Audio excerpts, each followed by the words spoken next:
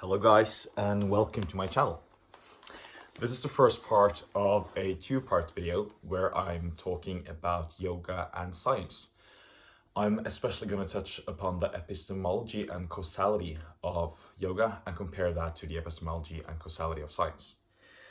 This video is actually a response to Jon Vatnelid, who asked me to do something on this on a recent Instagram post. I think the question is really good. So just to sum up the question that Jon asked. The question was, if the Eastern scientific systems, namely traditional Chinese medicine, yoga, Ayurveda, Tai Chi, etc., if they have any validity and if they are actually scientific, how were they able to know what they knew? Right? Because now we have scientific equipment that can help us do research in labs and look at things microscopically, etc., etc. How were these people and these ancient systems able to deduct the knowledge that some people claim that they have? The question is really good, and the question opens up to one of the most complex and important topics when it comes to the science and spirituality discussion. So I want to start off by saying that I think the polarization between what is science and what is spirituality is constructed. I think it's false, and I think it's very unconstructive to both parts of the discussion. I do not think that there is any need to have a conflict between the scientific community and the spiritual community. I think the dichotomy is false, because science is not a belief system, it's a methodology, and the same applies to yoga, Ayurveda, TCM, etc. None of these systems require any belief. They are methods that you use to your advantage to operate in the world. So the question of belief is out of the system. The question of belief is out of the questions. You use these systems and then you verify the results and validity of the systems for yourself. Now, I think that a lot of the issue with science is that science has become, for many people, a belief system, not a methodology. A lot of people claim that they believe in science, but they do not have a lot of scientific knowledge. A lot of people spread articles and share scientific research that is not scientific at all if you actually look at the writings. This is a problem on both sides of the spectrum. And I think that the job that has to be done in the scientific community is to have a little bit more humility when it comes to approaching spiritual systems. Because just because there are some charlatans and some people who do not know what they're doing within the spiritual community, that does not equate to the entire system being invalid. And there are charlatans and people misusing the scientific systems, just as there are people misusing the spiritual systems. So I think that's the main job that needs to be done on the part of the scientific community. I think there's a lot of arrogance in the scientific community when it comes to how spiritual people are treated. And if people claim that any kind of spiritual system cure them of an illness or an ailment that Western medicine couldn't, they are immediately accused of being subject to the placebo effect, right? That's very common. And if there's a lot of doctors as well who really strongly believe in the validity and usefulness of spiritual systems, but are afraid to say that publicly because they're afraid of being shamed by the scientific community. And this whole thing needs to go, because I guess what we're all after is to help as many people as possible live a life of happiness, ease, and joy. And that's very hard if we deny each other's system as invalid and untrue. So we need to try to understand each other, right? And that's what this video is about. I also hope that by these videos, I will be able to provide a lot of spiritual seekers, spiritual practitioners with some good arguments that they can use to not defend, but to explain what they're actually practicing. Moreover, I think that the term alternative, as used by the scientific community and by the normies, lack of a better term, is a very silly term. Because alternative is commonly used to refer to everything that is not normative modern scientific thought. That's very strange and is very unconstructive. It's reductive and it does not pay respect to the diversity of all different spiritual traditions in the world. I also think the term New Age is a very silly term, because New Age most commonly refers to something that is 3,000 years old at least, so it's not very New Age, is it? So I think that we need to be precise in the terminology that we're using. I think we need to be very aware of what the terms we're using actually mean. So alternative now refers to a plethora of different practices from all over the world. So we need to actually understand the systems that we're talking about. And I see this a lot in the scientific community, that a lot of people who believe in science and criticize alternative people, they are not aware of what the terms they're using actually mean. They do not actually know what they're criticizing, which is a problem as well. So when it comes to the spiritual community, we need to make a firm distinction between what is traditional and what is pure innovation. Because a lot of the stuff that's being practiced right now in the spiritual community and branded and sold as ancient tantric and shamanic practices were actually invented yesterday in California. They have nothing to do with ancient traditions. And when we're practicing something spiritual, tradition is what helps us verify the practice. If we're doing something that was taught by people before us, it's been verified and tested out by a lineage scientifically before our time. So experimenting with spiritual practices can actually be quite dangerous. So if a practice is termed advanced, you should not do that practice if you're a beginner. It's a reason why a lot of the spiritual systems of the world are hierarchical.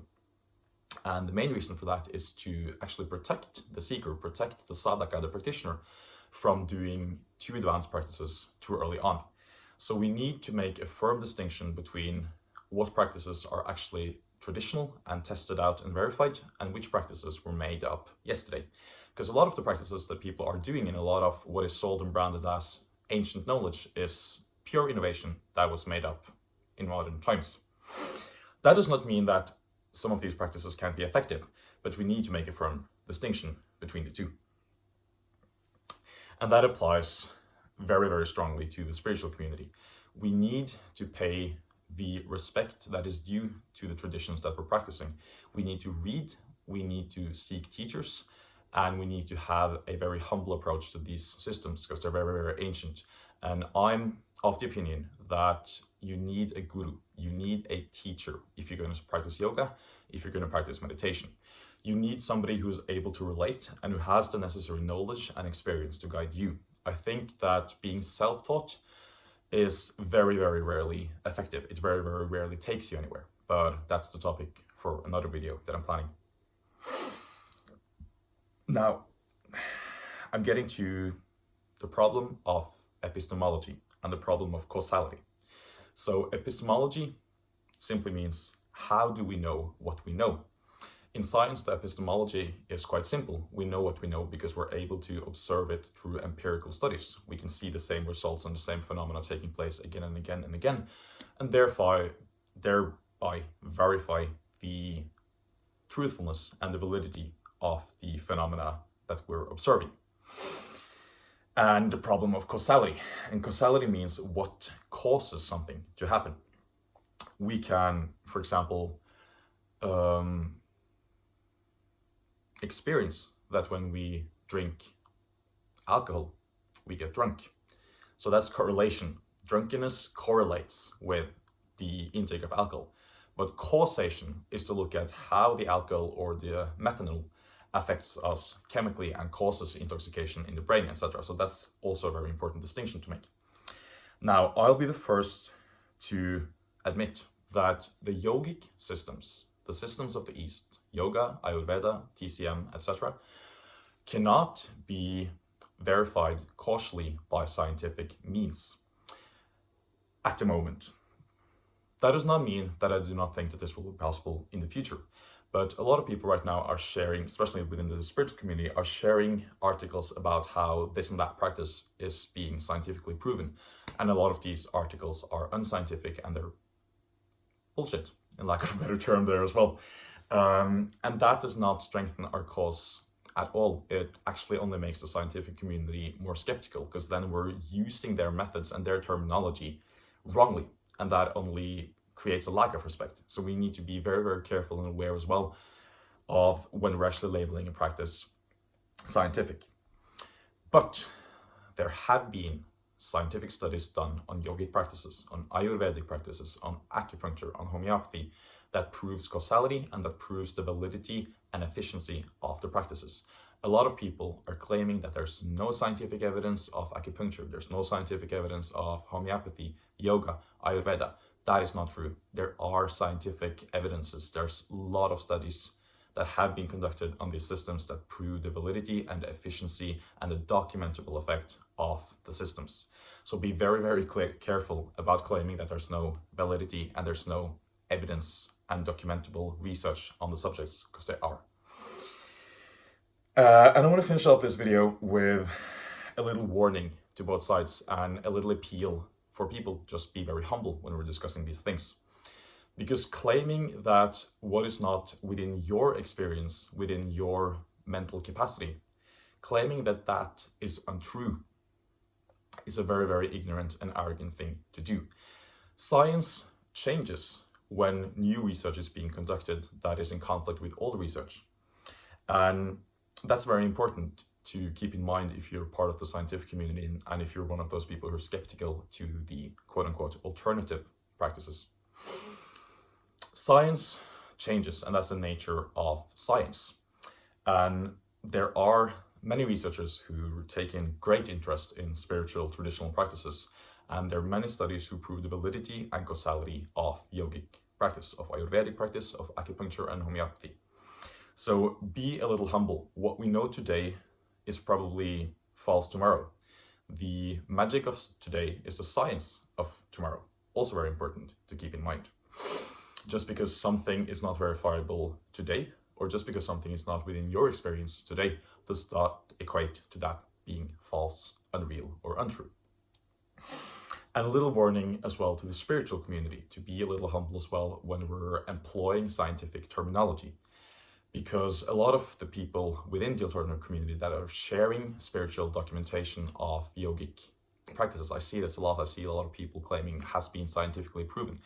And then I ask them for the sources and I get like a clickbait article with actually no scientific evidence. And if there's any research being conducted, it's usually studying 2 people and a dog over 2 days. That's like the representative sample that we're talking. And this only weakens our cause. It only weakens our argument and the trust that we're able to get from the scientific community.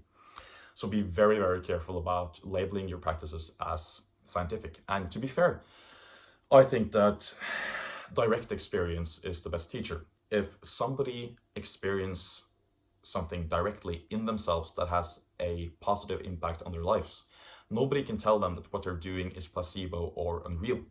So your own direct experience is always your inner teacher. That's what should verify whether a practice is real or not for you.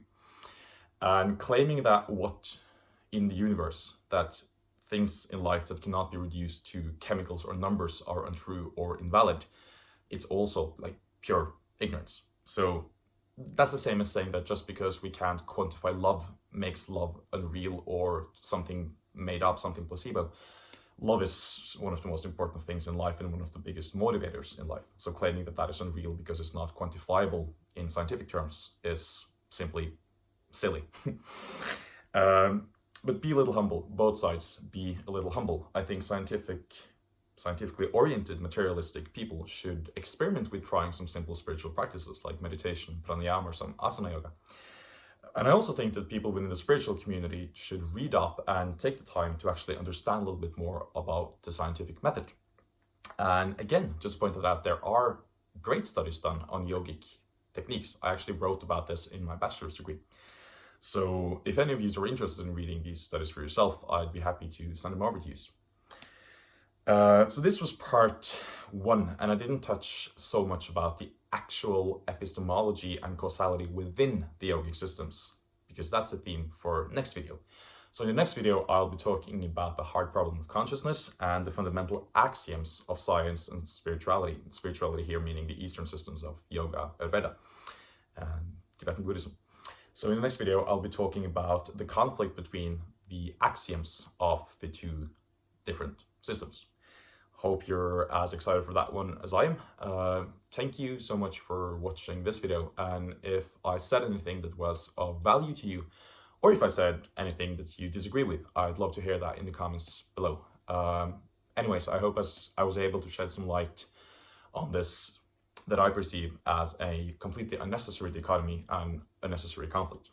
Thank you a lot for watching, and may all beings be happy and free of suffering. Have a great day.